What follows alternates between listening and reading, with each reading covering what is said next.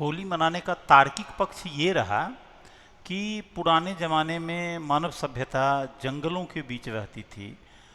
तो जो होलिका दहन मनाया जाता है तो जंगलों की सफाई की जाती थी। जो हमारे यूज में आने वाले पौधे जिससे कि हम फल प्राप्त करते हैं, जिसको कि हम लोगों को प्रयोग में लाना है, तो उसको रखना है और जो जंगल झाड़ होता था उसकी सफाई की जाती होगी, ऐसा मेरा अनुमान है।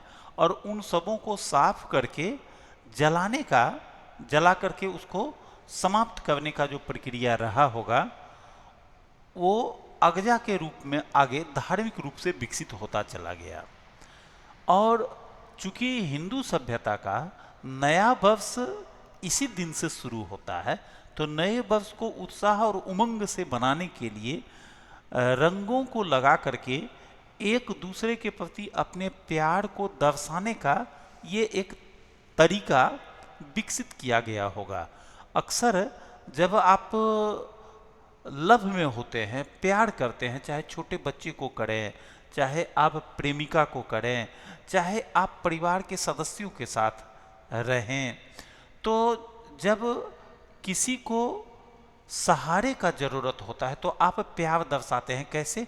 उनको गले लगा करके, उनको छू करके, उनके कंधों पर हाथ रख करके।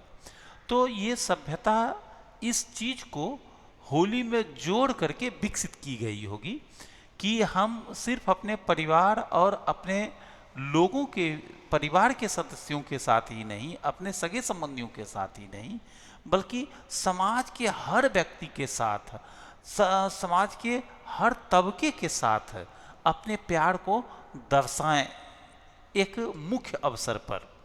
अर्थात हमें हर लोगों के साथ वैसा ही प्यार होना चाहिए। ये इसका तार्किक पक्ष है। इसका धार्मिक पक्ष जो प्रचलित है, अधिकतर लोग जानते ही रहते हैं कि धार्मिक पक्ष में है कि हिरण्यकश्यप को वरदान मिला हुआ था कि उसका कोई वध नहीं कर सकता है, वो मर नहीं सकता है, तो उसको अहंकार हो गया। लेकिन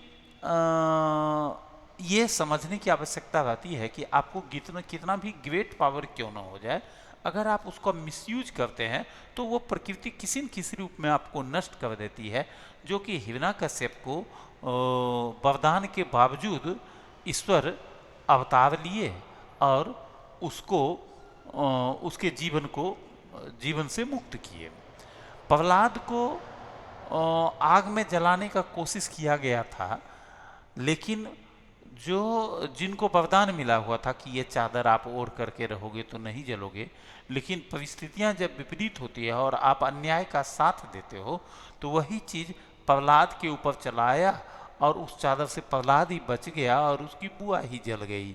ये इसका धार्मिक पक्ष है। हालांकि धार्मिक पक्ष के साथ भी लॉजिक ये जुड़ा हुआ है कि आपके पास कितना भी पावर क्यों न हो, लेकिन अगर आप उसका गलत इस्तेमाल करिएगा तो आप एग्जिस्ट नहीं कर पाइएगा, आप रह नहीं पाइएगा। प्रकृति किसी न किसी तरह से आपके इस एग्जिस्टेंस को समाप्त कर देगी। बस यही दो पक्ष होली का शायद रहा होगा।